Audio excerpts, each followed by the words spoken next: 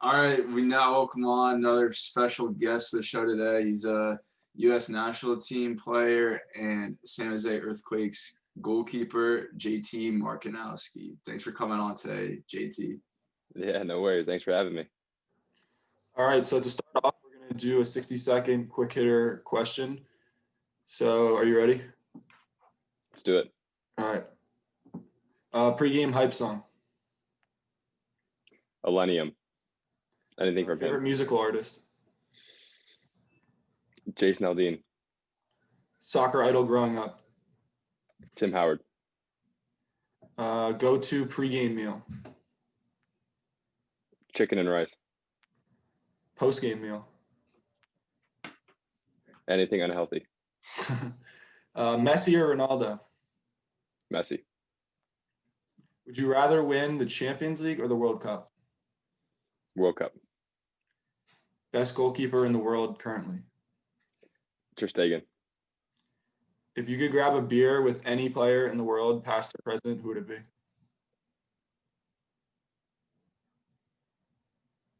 Maradona. That'd be a fun meal. Yeah. So there you go. All right. Thanks for testing that out. Hopefully, now we can just do that on every episode too. We're going to throw that on TikTok. It's going to blow up. You definitely got to be hitting in and out after your games. I feel like that's go-to. To be honest, like I'm they usually provide pretty decent meals after, but there's quite a few guys who stop right in the drive-through line and grab a quick double real quick. You got to. Gotta get the two. I usually get 2 double doubles, fries, and then a shake. Like, I mean, hey, you're going all in. Yeah, I know. Yeah, I know. It's like well over 2,000 calories right there. Hey, it's worth it though. It's okay. Yeah, definitely. So you say your idol growing up, soccer idol is Tim Howard. And you've played against him right now in the MLS. Yeah. So what was that experience like playing against somebody you looked up to growing up? Yeah, it was pretty surreal, man. It was my rookie year was his last year, and it was our last home game of the year, and so just like being on the same pitch as him, I mean, really for as long as I can remember watching him. I remember even him at Manchester United, and then going to Everton and playing at Everton for so many years. He was always kind of the pinnacle of success for American goalkeepers. And so being on the same pitch, getting a few pictures with him after the game, it was kind of one of those, like, got to pinch yourself moments. The fact that, like, I've watched this guy play so many times on TV, and then to share the pitch with him, it was surreal. Did he give you any advice after the game? Did you get to talk to him for a little bit? It was very pretty fairly brief. I think he was talking to Wando mostly, so they definitely have a lot of shared experiences. So, but I think he would be one of those guys if I ever did reach out. I'm sure he would hit me back right away. So speaking of Wando, I have here, I think Chuck may have written this, that he went to your high school. Is that true? Yeah, so we did go to the same high school. Definitely not at the same time. He's twice your age. Yeah, almost. Don't tell him that. But no, he's absolutely the man. There's so many stories that on and off the field of Wando that just epitomize him as a person, as a leader. You kind of see him as this fiery person on the field that like blacks out after he scores goals and chases everybody down, but then off the field he's the complete opposite human. Nicest guy, most down to earth, humblest. So just like being able to call him a friend, and it's pretty crazy. Yeah. So when you first came into because you played the Earthquakes Academy growing up, but then once you kind of integrated in with the first team, was he one of the guys that was pretty like adamant about reaching out and bringing you into the team? For sure. Even when I was still in high school, I would come in and train with the first team. So I always remember a story of, I think I was 15 or 16, And it was like one of my first times coming in, and it was like during the summertime. And after training one day, I kind of just like went up to him because I knew he went to De La Salle, which was a high school that we went to. And so I kind of was like, oh, like that's where I go. Started talking. And from that moment on, I was like, this guy, he just won MVP, just won Golden Boot.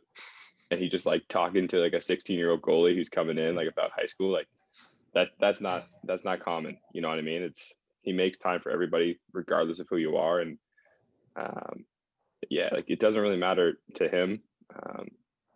If you've played in the league for 10 years, if you're a rookie, if you're an academy kid coming in and training, he treats everybody like the exact same. That's really cool. So he's the all-time leading goal scorer of the league. Is he the MLS in your opinion? I mean, I think that's a tough question because I think there's so many angles. Because would I say he's the best player to ever play in the MLS? Probably not. Is he the person who produced the most potentially, just like for the long period of time? But I think about guys like, I mean, David Beckham came in and changed the landscape of American soccer. Giovinco, Zlatan, even now like Carlos Vela. There's so many guys that were top of the league for a shorter period of time, but with how long he's done it, I don't know what the record is. Was like 10 years he's scored over double digit goals. So I mean, just like the consistency of it is pretty impressive. Yeah, definitely. Yeah. Kind of what you were saying just now about the MLS, like it kind of went from before, like it was like more of like a place where older players like Beckham and Rooney, they come over and like wind down their careers. Now it's kind of has changed to be producing a lot more of young talent. You've kind of been involved in the league for a few years now. What has it been like? How have you experienced the shift, would you say? Yeah, I mean, I think even like growing up watching it, you were always kind of told it was a retirement league or whatever. And like you said, these players would come over and kind of the end of their careers. And some did really well, you know. I think Rooney was good. I think Beckham was really good. But then you also had some other guys like Pirlo or Gerrard who kind of came over at the end, and the game's so different here compared to other places around the world. And so you have to be physically fit. You have to be ready to go. And so I think that transition of getting these younger, fitter players who are able to like sustain the grueling kind of physical aspect of MLS, but also like the quality is so much better. I mean, you look at all the young players who are leaving MLS and like going over to Europe, even like Almiron now starting for Newcastle almost every single game. It's like he almost used MLS as a stepping stone to kind of get to the bigger stage. And I think it's just the natural progression of a league. You know, we're still so young and there's still so many years ahead of this league. And so I think it is getting younger, it's getting better. And I don't think we're going to stop anytime soon. So speaking of transferring to Europe, is that a goal of yours to eventually go over and play in Europe? Yeah, I mean, I think it's like kind of as a young kid in the U.S., you always watch the Premier League, you always watch La Liga, because that's what's on TV. So I think every kid's dream is to play in Europe, but for me personally, I think it's just trying to stay in the moment and whatever happens, happens. Mm-hmm. Yeah. So speaking like staying in the moment, this season over now, but it was probably just very just odd and different with COVID. And you were kind of saying how the MLS season in general is like very physically draining. Do you feel like it was more like mentally draining as well this year too, with all like the protocols set in place? Yeah, it was a tough year. It was, I think what you're saying, like mentally wise, it was especially at the end of the year because we were playing almost every 3 days. And so you were traveling the day of the games, fly home that night. Then you would get home, I don't know, 2:30 a.m., sleep a little bit if you could, train for 2 days, and you do it all over again. So, I mean, it was just like back to back to back. So you were almost kind of felt like you're in water, just like treading, you know, like just don't drown. And then you could like pop your head up for some air and then you go back into the fight. But yeah, I think like the long break was you weren't physically playing from March to June, but right before Orlando, but we didn't really know what was going on. So you had to kind of stay mentally engaged, and it wasn't like a normal off season where you can take some time off and know you're not going to play for a while. It was okay. You're training every single day by yourself, uh, whether it's running outside, going to like a random park. We had some weights in our garage, so it was just the daily grind of trying to stay sharp and ready to play whenever it did happen. Yeah, and I mean during the season too, I know because I'm like just being from the Bay Area, I know the Bay Area with sports is very strict with all their protocols and everything. It's like if one person gets like because I worked for the football team at Cal, and it was like if one person got COVID, that whole position group couldn't play for like 2 weeks. So it was like Yeah, just being cognizant and paying attention to all that. It was just kind of crazy. yeah.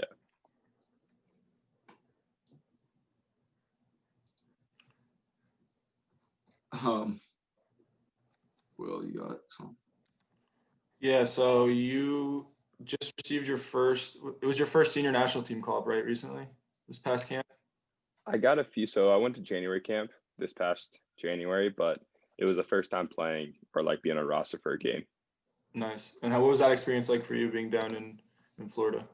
Yeah, it was really cool. To be honest, it was really quick because I got called in a few days late, and so I was only there for 5 or 6 days. But I think anytime you get the opportunity to go into a camp like that, you just try to make the most of it. It's the level's really high, the coaching staff is great, and so you just want to kind of soak it all in and learn from everybody there.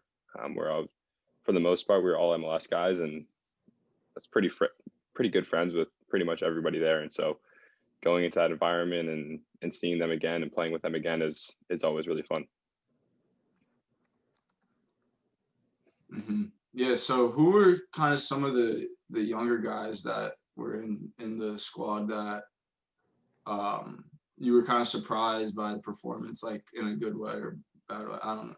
Like, yeah, no, definitely not in a bad way. I thought everybody played really, really well. I thought, the game was a good culmination of the work that the team put in over the week.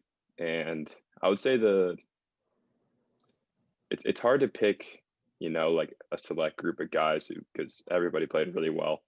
I think one guy that tends to get overlooked is Sebastian Lletget. I think he's a really, really good player, and he does so many little things incredibly well. I think Chris Mueller had a really good camp and kind of topping it off with 2 goals. It was great seeing Paul Arriola back out there after missing the entire year with his ACL. So, I mean, those are just a few guys that come straight to my head. But I think if you to go down the list of the 11 guys who started and then however many guys came in, I thought everybody did really well. Yeah, no one really played bad at all. I mean, it was not really a close game at all. I was actually down in the game, so I threw some money on them in the first half, and I was pretty happy to go 20 minutes. Yeah, money was safe early. It was a pretty quick succession of like 10 minutes of like goal, but I think it was just kind of a result of the pressure we were putting on them early. And in those games, you would kind of have to finish your chances because you never know what happens if you leave it 0-0 and you kind of get late into the game. So I thought it was a really good way to end the camp. Yeah. So you've been involved with like the youth national team setup in the past, and now you're with the senior team. How would you say has this system changed in any way based on the fact that we've started to see kind of like an explosion of a young talent being produced in the U.S.? Yeah, that's a good question. I think when I was just started out, so when I was like U14, so it was like 2010. I think in the past 10 years, soccer in the U.S. has like changed dramatically.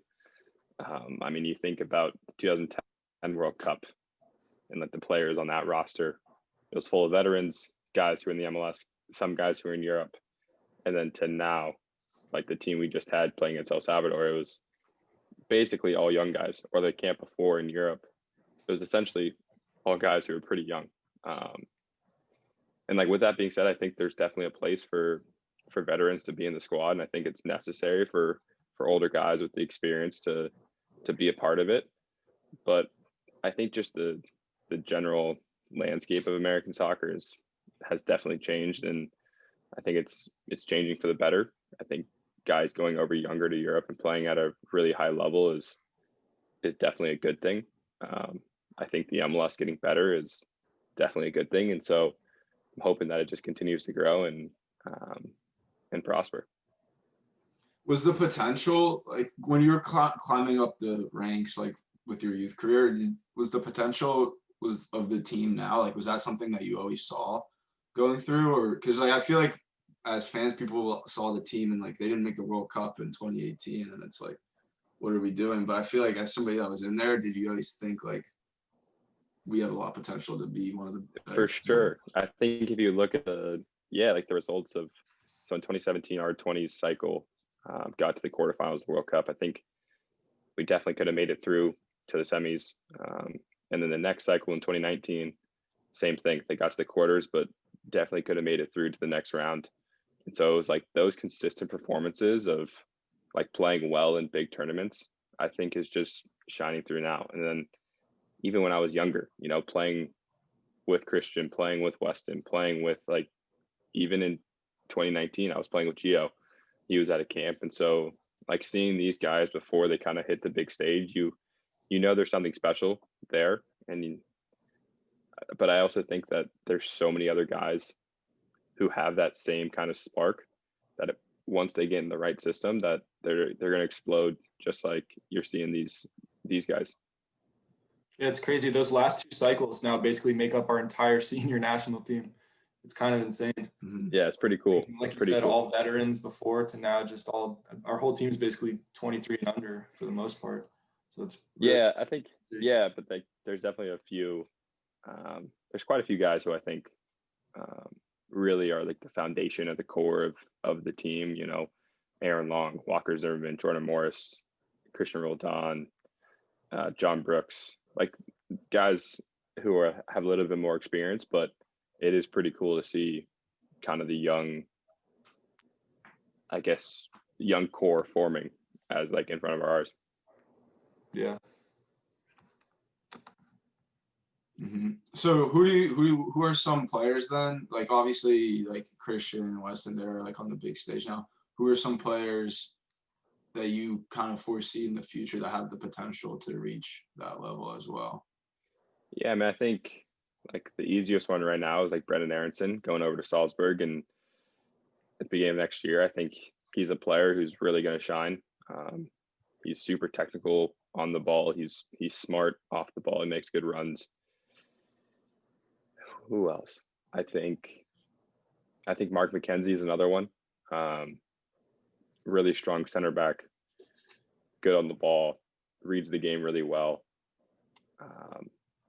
I'm biased, but I think Jackson Ewell as well. Jackson's really good.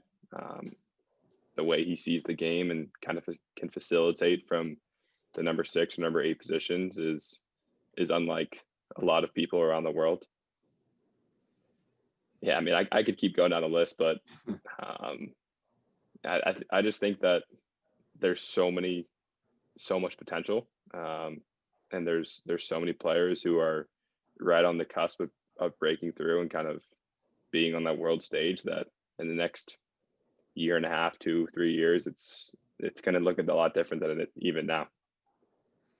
Yeah, Jackson Ewell just offers something a little different. His distribution, he's like can play probably one of the best diagonals out of anybody within the squad, I would say. Yeah, so like him and I have known each other for a really long time, and I mean 7-8 years now, and so we're really good friends. And even when we were younger, his nickname was always Diag, so it's kind of been his thing for as long as I can remember. That's funny. Was he a Earthquakes homegrown player as well? No, so he's from Minnesota, went to UCLA, and then was drafted by the Quakes in the 2017 draft. So how have you known him for so long then? just playing like together through the youth national teams. Okay. Yeah. And so, yeah, like since I want to say our first camp together is 2012 or 2013. But yeah, we have some pretty funny old pictures together when we were really young, and now like we're roommates, and so like we're really close. Mm. Who would you say with the national team pool? Who are kind of the guys that you are better friends with that you kind of look forward to seeing because you probably don't get to see them so often? Yeah, I think it just kind of depends on who's in camp because, like, fortunately, I'm pretty good friends with quite a few of the guys, but right off the top of my head is like Justin Glad and Aaron Herrera from RSL, like really good friends with them. Eric Williamson from Portland, Jeremy Abubisi,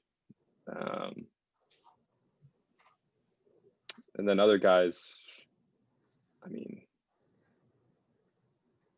man, that's a tough question. There's Is quite a it like few. when you go to the camps? Is it like a little awkward at first because you haven't seen like it's like when you go to like family like for Christmas or whatever, it's like seeing your cousins for a little been a while. Yeah, it's funny. Like, not really. You know, you kind of just like pick up like right where you left off, for however long it's been. Because you obviously like you're following each other and like you see how they're doing throughout the year. So like for me, like I always like it's nice with all the social media stuff, so it's pretty easy to follow them. Um, but as soon as you see them, it's kind of like all the old inside jokes just come right back, and we're all kind of on like a similar, I guess, like situation, and so and everybody there is super humble and down to earth, so it's really easy to get along with all the guys. So what are you guys doing at camps when you're not training or like meeting with the team or having meals? Like what do you guys do in your free time when you're there? So this past one was really quite different because of there was a lot of COVID protocols, and so there wasn't much hanging out. Kind of had to stay in your rooms and make sure you and be safe and keep distance. But when there's not COVID, there's a lot of like cards being played. Some guys bring their Xboxes or PS4s and kind of a lot of Fortnite. But since we are training or meeting quite a bit, I think during the downtime, you kind of try to keep it pretty chill, whether it's kind of be in your own room and watching Netflix or movies. But there's definitely some times where, you know, you get together and whether it be like in a conference room or someone's like personal room, and you kind of just BS with each other and just hang out. Yeah, so I mean, it's probably good to just because these are guys you don't see so Exactly. often. So Yeah, it's cool to catch up and, you know, whether it be just like go grab a coffee or, you know, just like just talk. It's fun. Yeah, definitely. So in this coming year, what national team competition are you most excited for to compete in or looking forward to? Yeah, I mean, I think from 2020, I think just the Olympics and like having the chance to qualify for the Olympics is something that as a young kid you always dream of. It's fun, like the Olympics and World Cup are like such these like far off ideas sometimes, and especially as a kid growing up, I never thought of like, oh, I'm going to go to the Olympics one day. You always like hope and dream for it, but the fact that it's pretty close and potentially a real thing is really cool. You know, I think we were actually down in Mexico for Olympic qualifying when COVID kind of first happened, and we were sent home. So I don't know if you guys remember, but like the day, I think the Utah Jazz, they canceled their game. Mm-hmm. Yeah, So it was like that night. Yeah. So that night, and then the next morning we were about to leave for training, and our coordinator walks in and was like, "Oh, well, we're going home." So it was like just like that. It was like so quick. And so like hopefully having the chance to do that again and qualify for the Olympics when we haven't qualified in the past two, that would be really special. So have you had conversations with Greg and the staff about where he sees you in the summer? Like, is there a chance that you're with the Gold Cup squad or a different tournament? Or Yeah, not me. So like I haven't had those conversations with them. I think I think I'm just trying to focus on wherever I do get called. I mean, hopefully I do, and just play well. I think no matter And if, even if I don't, I think just trying to play well with wherever I am is just a goal. And all the rest of it's kind of added bonus, and try not to think too far in advance, and whatever is in front of me, just stay focused on that. So with the most recent camp too, going into the game, you guys have like because obviously like there are two different camps for only one team. Did you guys have a certain mindset that you needed to perform like at a higher level because the other team did so well against Panama in November, and then going into it, like what was that like?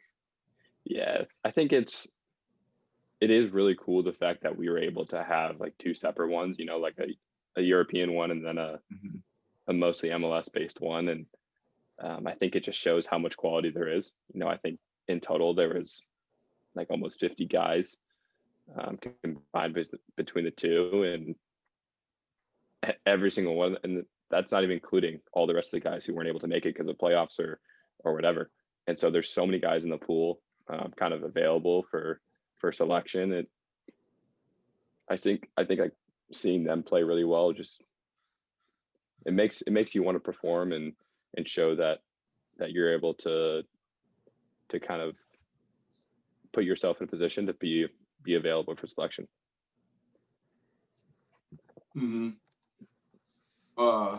Another thing with just in general, like being a goalkeeper, like obviously there's only one position. Is it like, what's it like competing against and training like 2 to 3 other players just to know you only have one position? Is it like pretty it's probably not cutthroat at all, but like what is that like for you over the years? It's kind of like, it's a delicate balance, because like what you're saying, obviously only one goalie plays. But like with that said, I think like you want the guy in front of you, or whoever is playing, and to do well, because if you are the one playing, like you want that support behind you.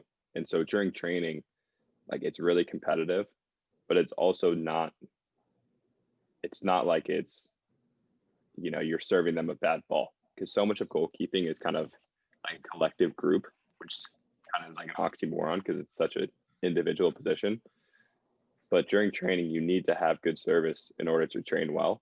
And so it's kind of like the golden rule, like do to others what you want to do to yourself. Because like, let's say you're serving bad balls, or you're putting in bad crosses. It's like, okay, well, you wouldn't want that if you're the one who's actually in the goal training. And so it's a lot of collab, and there is like, the position is so group orientated, even though one person plays. All right, this might be a sore topic. Sorry if it is, but you guys lost to Sporting Kansas City in the playoffs, obviously, and their goalie, I've never seen anybody save before. So I'm just curious, from your perspective, like what makes him so good at saving penalties? Is it like a preparation thing? Is he reading the players as they're kicking it? What goes into him being so successful? Yeah, it's a good question. I think for like a very long time now, Tim has kind of shown his track record of being able to save pens. It's a quality that he has it's really impressive. It's very similar to Nick Raimondo when he was playing, and they kind of fall from the same tree. And so I don't know like if he has some sort of secret, like preparation, like you were saying, or secret formula that he knows. But I think at the end of the day, it's just he's very good at reading it. He's very good. He's very quick, as you can tell. And I don't know. I think he just does a really good job of kind of anticipating of where the player's going to kick it. And unfortunately for us, he got it right 3 times. But yeah, I think that entire game was a pretty insane game. And so it was almost a fitting way to end in a way. Yeah, I have never ever seen anybody like that good. I was watching that game with my parents, and then they like showed a stat like how good he was at saving penalties, and I'm like, all right, there's no way. And then he saved all 3 of them. I've literally never seen anything like that. I think he saved over 50% of the penalties he's faced. Yeah, it's pretty incredible. Yeah. Yeah, he just must be good at anticipating. Like he just reading the penalty taker's body or something. Yeah, there's some cues that he probably is honed in on, and and has a pretty good idea Yeah. of if the kicker does this, then he'll probably go this way. Or he The just US has a needs really to good. get him on the roster for like the World Cup or something, and then just sub him in for penalty shootouts like Netherlands did with Yeah, Tim Krul. Yeah. He probably just has a really good stats guy. Like they just keep Yeah, stats on everybody. And Yeah. that's what I was Analytics. thinking. They just analyze everybody's pens, or they got cameras at practice. You guys, There's something. Oh. I'll wrap it up now, JT. Thanks for joining our show today. We really enjoyed having you on, and looking forward to seeing you with the national team with the Earthquakes in 2021. Appreciate it. Thanks for having me.